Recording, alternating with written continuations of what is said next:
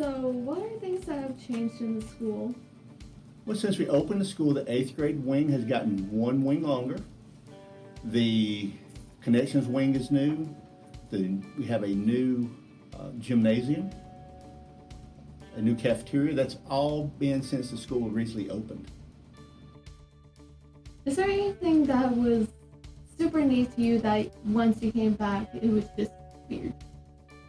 I think just the way they're redoing it now, just the changes of the 6th grade wing is just different because you have 6th grade spread out all over the place now. So you don't have them in the same place like it's always been. This is now the 4th principal. The staff is almost totally changed from when it opened, and there's 4 people that are still here that when the school originally opened. Is there anything else? That's all. What are some things that have changed in the school that you remember? From when I first started, I was at Dalton Junior High, and it was much smaller. We only had grade 6 and 7, and we probably had 700 students. So we have more than doubled. Is there anything that is so different that it's weird to you still? No, still doing the same job, but just lots more people and lots more accounts to deal with.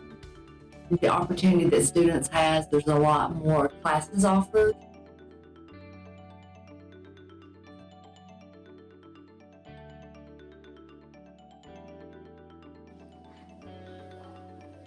What are your thoughts about this middle school? Well, what I think about this middle school is that it's very great. All the programs, the teachers, the learning is very big. You get to meet new people, and it's good to come together because you can learn more, you have more, because I feel, in my opinion, that working with other people makes me happier and more motivated to learn. Before we moved here, the 7th and the 8th grade were at where City Park Elementary is now. It used to be the 7th and 8th grade. It was the junior high, Dalton Junior High School. That year, the 6th grade was at where Morris is now. It's the old Fort Hill campus. All the 6th grade was together there. And then over the winter break, over the Christmas break that year, we brought all the 6th, 7th, and 8th grade onto this campus for the first time ever in the history of Dalton Public Schools. It was a 6th, 7th, and 8th grade building, which is really neat. It's really cool. The way we did it the first few years is it was set up by communities. So where the 7th grade is now, they used to be where the 8th grade and where the 6th grade, they used to be in communities. So there was a 6th grade team, a 7th grade team, and an 8th grade team. Dr. Virginia Foley was the principal at the time when we first opened. She was a principal for a few years. And after a few years, Mr. Brian Suits became the principal, and we got away from the communities, and so the 6th grade all moved down to where they are now. The 7th grade moved to where we are now, and then the 8th grade moved to the 8th grade hall. I guess a few years after that, I don't even remember when, they added another 8th grade wing. And then, a couple of years ago, we just added the new cafeteria and the quad classes. So we've seen this building, this campus has grown a ton over the last 20 years, for sure. Well, I tell you, keeping up with technology, when we first moved into the building, every classroom had 36-inch televisions. Big box televisions mounted in each classroom. Over the years, we had internet here and we used internet, but it just, as we became more one-to-one and more technology was used in every one of the classrooms, man, the system has done a great job updating our technology to keep up with the demands of now being one-to-one, having, 1,800 kids or how many ever students we have all being able to be on their devices at the same time. So technology's been a huge change. The change is coming in the next few years. That's a great question. I'm not real sure. I've been doing 7th grade science for a long time, For this building, opening up the new school for 6th and 7th grade is exciting. I think, it's a struggle for the kids who were ready to go to the 9th grade at Dalton High School. I think, for them to have to be here next year, I think might be a struggle for them. But, knowing Miss McKinney, knowing that Miss Johnson will take care of the 6th and 7th grade, I think is a relief for the system. And, they're in good hands. And Miss McKinney taking over at the 8th and 9th grade building, which is what this building will be. I think it's exciting and will offer challenges that we haven't faced before as a system.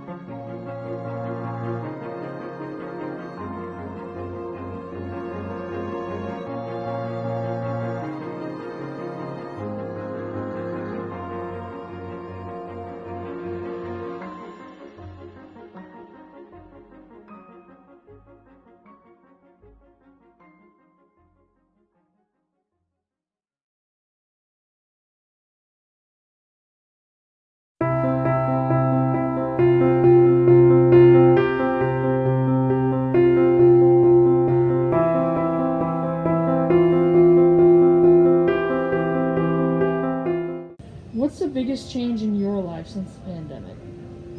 I think the biggest change for me is just I go to work and then I go home. I don't really socialize or have much interaction with people outside of work.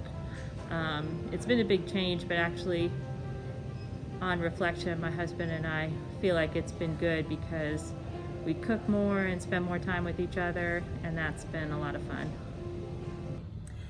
When I think about the pandemic and all the changes that have happened, just here at school, not being able to give hugs to my kids or having to be careful about how close I get even when I have a mask on. It's been different because of students and staff being quarantined.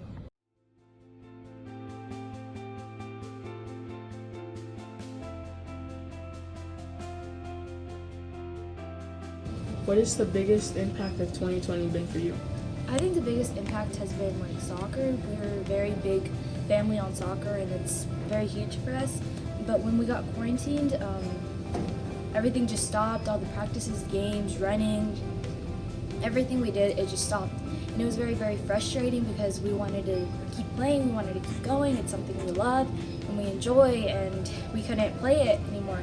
And soccer is a very, very social thing. It's very, you have to work with people, and it was just very frustrating being by ourselves and not being able to go places. And it just, I think the most affected part was probably our minds, because we were close to going insane. When I think about the changes of 2020, I think of like my friends, not being able to see them, like my uncle who has been sick and recently had passed away, and like just we have to wear masks everywhere now, and it's just all the stuff that we hear on social media. I just feel like my heart has broken from seeing everybody like just falling apart and not wanting to do their part. And I'm glad that I still have my friends with me, and I'm very thankful just for the many things I've gotten to do during 2020. Like kids probably haven't gotten to go to school or gotten the privileges to like see like their grandparents, like things like that. Looking back on 2020 and the pandemic and everything that has happened, I think some of the biggest changes, number one, we wear a mask. Everybody's wearing a mask, but I believe that's pretty much something that we need to do, everybody needs to do for a while until this thing finally goes away, or at least until there is a vaccine that works and that it's something that we can count on. Other than that, it's just families and friends and the distance, and just in the fact that we in our classrooms with our students, just having these masks on, it's hard to just really get close to them and on a personal level as well. So this whole thing, it's been tough on everybody. It's been tough on families, especially the ones that have lost loved ones in their immediate families or even friends. But it's going to pass. Just like they always say, it's going to pass. And one day we're all going to get back to a new normal.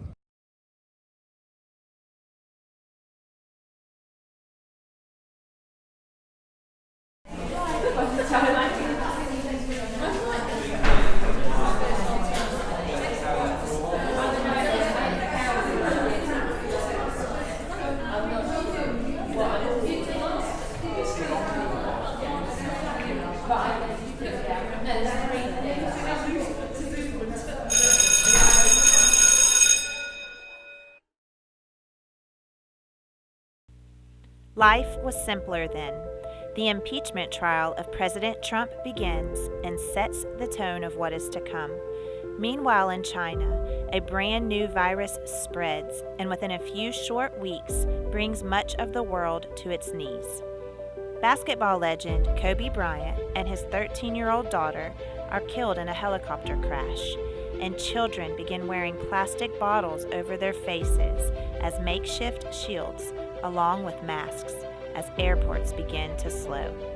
It's January 2020.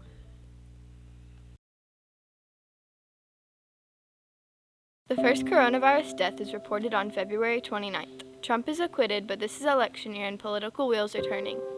The first round of primaries divide the Democratic Party and major candidates begin to fall out. The sports world continues to mourn Kobe Bryant and his memorial takes place. At this point, coronavirus seems far away, yet is now becoming more familiar.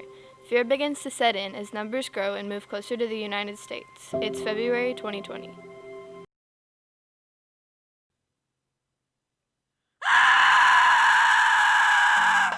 Everything stops. School shuts down. So does much of the country. The term pandemic begins to circulate as thousands of people are getting sick and dying. Alone. New York City is in trouble. Churches are vacant as spiritual leaders preach to photographs in pews or computer screens to broadcast into homes. It's March 2020.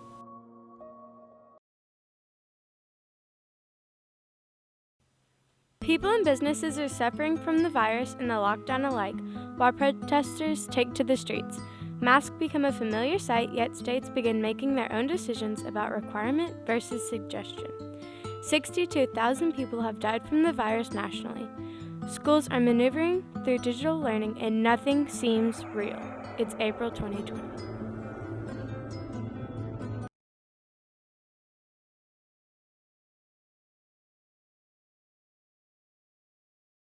Coronavirus is soaring, but tragedies of another kind strike this month, with the deaths of 2 African-American males take center stage, Ahmaud Arbery and George Floyd.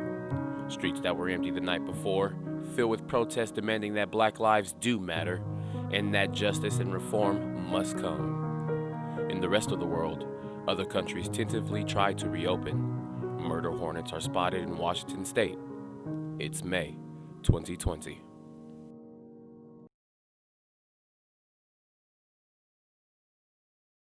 While 12 states see drastic increases in COVID, protests from George Floyd's death roar and go global. Discussions of police reform and changing of Confederate statues and symbols of racial oppression become the forefront of the news. President Trump returns to the campaign trail while Joe Biden is announced as the Democratic candidate. Voting rights of felons and others are discussed. It's June 2020.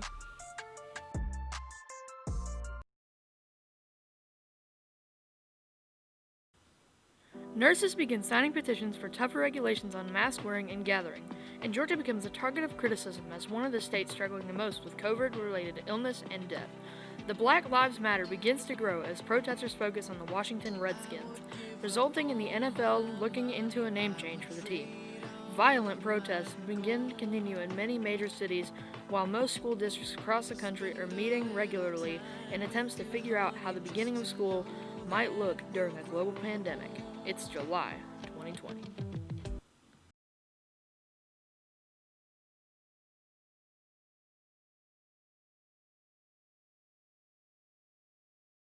The New York City Rockettes canceled their Christmas show. Many sports seasons are canceled or play only to photographs of fans in the stands. After photographs circulate from one of Georgia's largest school districts and hundreds go into quarantine, many districts announce virtual plans for the fall. Dalton Public Schools delays the start of school, presents a hybrid model to keep its students and staff safe, and assures parents and community members that they will do their best to take care of their schools.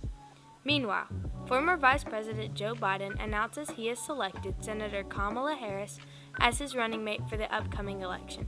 It's August 2020.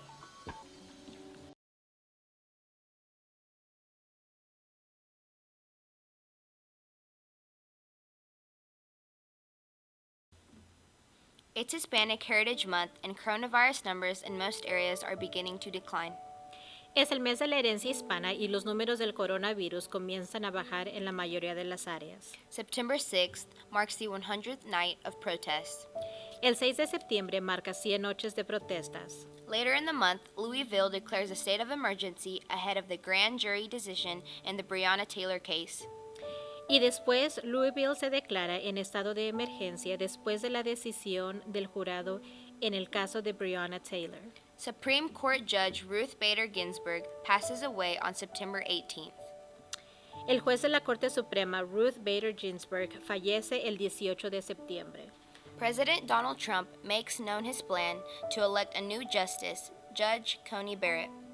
El presidente Trump anuncia su decisión de elegir a Coney Barrett como el nuevo juez de la Corte Suprema. Meanwhile, a major shooting takes place at an Amazon facility. Durante este tiempo hubo una balacera en el establecimiento de Amazon. And President Donald Trump and former Vice President Joe Biden have their first debate. El presidente Trump y el ex vicepresidente Joe Biden tienen su primer debate. It's September 2020. Es septiembre del 2020.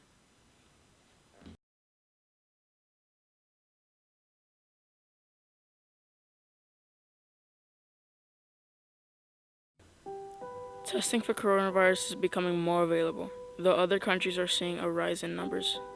Many students who are learning virtually are beginning to return to class, citing that mental health is just as important as physical health, and isolation is setting in. The election is right around the corner, and a record number of voters are engaging in early and in-mail voting. It's October 2020.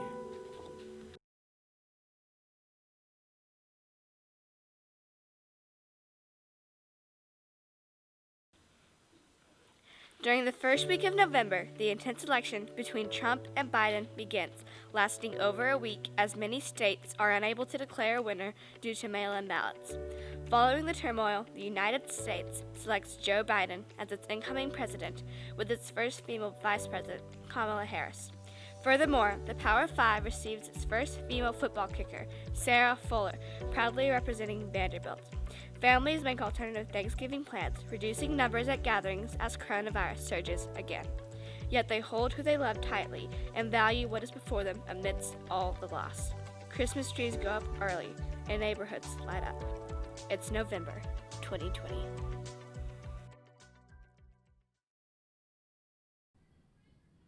The United Kingdom approves Pfizer's COVID vaccine, being the first country in the world to do so. The political turmoil begins to settle. Due to alarming numbers, neighboring schools have gone virtual again, while Dalton Public Schools stay the course, socially distancing, wearing masks, and continuing to be vigilant about contact tracing. After years of service, Gloria Gunter retires from Dalton Middle School, and the staff celebrate the many lives she's affected since 1994. The holidays are right around the corner, and so is 2021. It's Dalton Middle's very last December. As we wave goodbye to the toughest year yet, 2021 will surely be the greatest year of hope, of new beginnings, of change, of healing. On the 12th month of this year, 2020 has given to me perspective and flexibility.